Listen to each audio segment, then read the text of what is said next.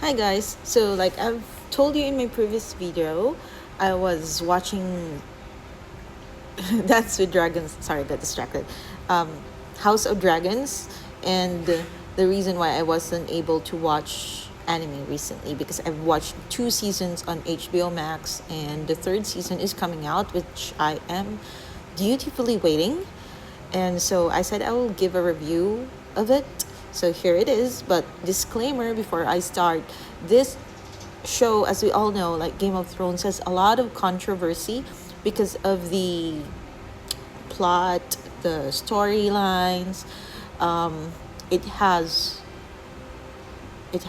like themes of incest, violence, and sexual aggression and stuff. So if you're not into that or you're not open to those kind of topics, then I allow you, or it's your right actually, to leave this video and skip it.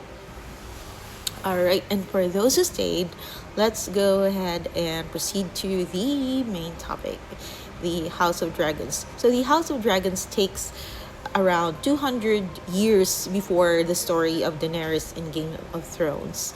It's about her great, great, great, great grandfather and how the dream or the prediction or the premonition of the Song of Ice and Fire.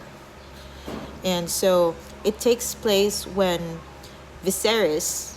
Oh, let's head back a bit. Um, okay. So going back, we have to start first with Jaehaerys.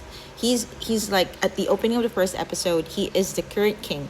Now he is nearing his end of life, and he has to name an heir. So, um, since he has no other sons, he has to choose between his sister, which is a woman, to take the throne, and his cousin, Viserys. So, it is very uncalled for to have a woman sit the throne, and he's very torn in that as well. So he let the kingdom decides. So he calls upon all the lords of the seven kingdoms and have them vote who they want to take the throne. And of course, everyone voted for Viserys, which is a good choice because he is a very knowledgeable king and he's very peace loving. So during his reign, there was nothing but peace in the kingdom. And when it was his turn to name an heir, because he has no sons, I mean, they keep trying, but they don't end up with any sons. So his only heir is his daughter or his brother.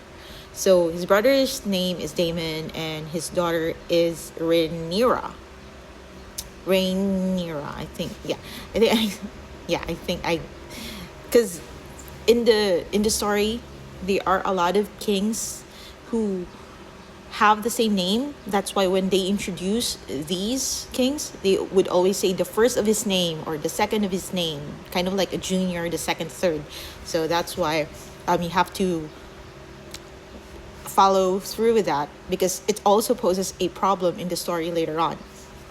So going back, he, for the love of his wife, who sacrificed for him, he names his heir his daughter. And of course, his brother wasn't really happy with that because he is more of like, if Viserys was the cool and calm kind of person who rules based on intellect and knowledge and wisdom, Daemon, on the other hand, is the complete opposite, where he is the one who rules with power and might because he's really good at sword and fighting and disciplining the people. So, I mean, he would be the proper choice, but Viserys knew that his decision to name Rhaenyra is the right one. And there is a quote there that I want to share with you that sometimes the crown goes to the people who doesn't really want it, and the people who really wants it doesn't get the crown, because I guess it's because that the crown or the responsibility being weighed upon the person who think that they don't want the crown are the people who make the right decisions for the crown. Know what I mean? Okay. So, yeah, and the main plot of this series, of this story, is that the power struggles, it's about politics, it's about people trying to take the power for themselves. And I feel like there is a lot of significance and a lot of relation, and that you can really relate to the story because it is happening to us as well.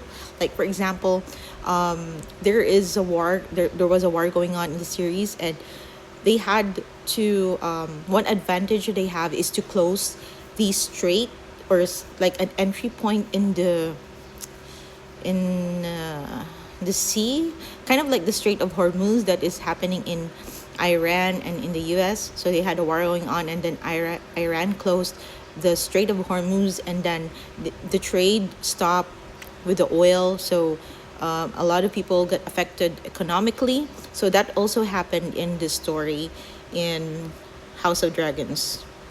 So yeah, and of course, if you are already like around my age and experiencing or knowing about things in politics, you can relate to this because it's really what's really happening right now in our world. 2026 is also the same thing or similarly happening to the series of House of Dragons. So yeah, that's about like the main story there, the power struggle, Rhaenyra trying to reclaim her rightful crown, people trying to overthrow her or steal her power. I'm talking about that also here.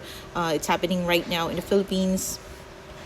And what is happening to our crazy government, it's kind of similar to that as well. So, one thing that is very controversial is the incest. Now, we all know that the Targaryens interbreed, meaning that they get married to their kins or to their relatives, if they are cousins, even brothers and sisters, in order to make the line stronger. And actually, if you think about it, this isn't new. This has been done throughout history. Like Chinese, the emperors in China, they do this. They get married to their cousins, to their aunts or uncles, in order so that the power remains in the family.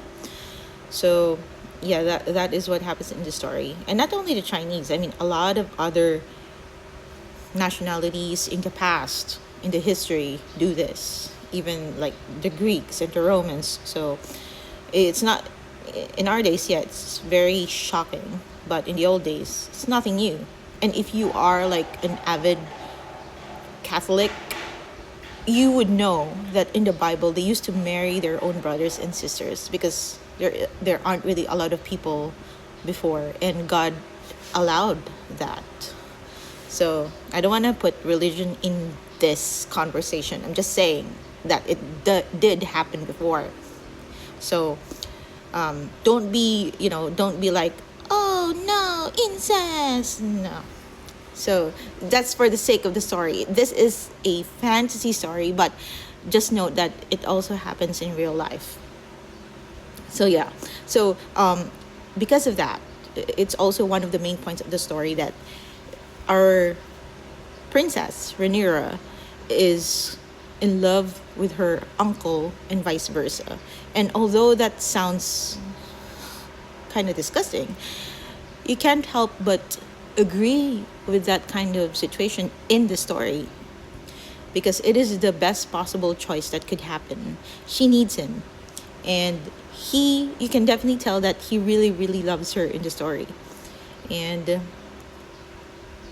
there is a lot of other kind of relations. I mean, sometimes I just hate that some scenes are trying to be forced, just to be inclusive, if you know what I mean. But yeah, that just happens. And what I love about this too is that it is the Age of Dragons. That's why it's called House of Dragons. So you get a lot of dragons in the story. They introduce them one by one, and then I'm running out of time. So yeah, if you need part two, then I'll post another video.